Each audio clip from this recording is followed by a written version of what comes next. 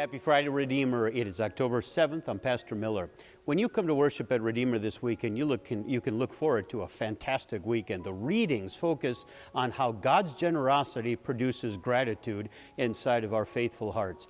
Take the example of Noah. That guy had been on the ark for better than a year. Can you even imagine the kinds of stir-crazy he must have gone? The first thing he did when he set his feet down on terra firma was build an altar to the Lord and thank God generously for bringing him and his family safely back to earth. Maybe a better example is even in our gospel.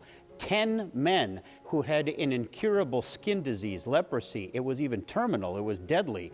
They call on Jesus for mercy. Jesus heals all 10. One man in particular turns course and comes back to Jesus, praising God, saying, "Thank you for healing me of my leprosy." When you come to worship, you can talk about the generosity that God has demonstrated to you and the gratitude that we can show to God. In news this week, any number of things are already recorded in the email that's attached. But here's a couple of highlights. First of all, bring a friend this Sunday. It's Friendship Sunday, and we're going to be looking forward not just to the themes that God's going to be bringing in the readings, but welcoming all kinds of new friends and family and guests to worship. 2 weeks, actually 1 week from Sunday, we're going to have a voters meeting to extend calls to 3 teachers and, God willing, a pastor. And finally, mark October 30th on your calendar, because on that weekend we're going to celebrate our church anniversary in the morning and dedicate our newly remodeled chapel to the glory of God. Later that afternoon, there'll also be a joint area Reformation service.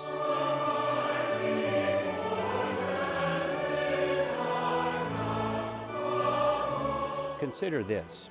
When you come to worship this weekend, God has cured you of an incurable disease far more serious than leprosy.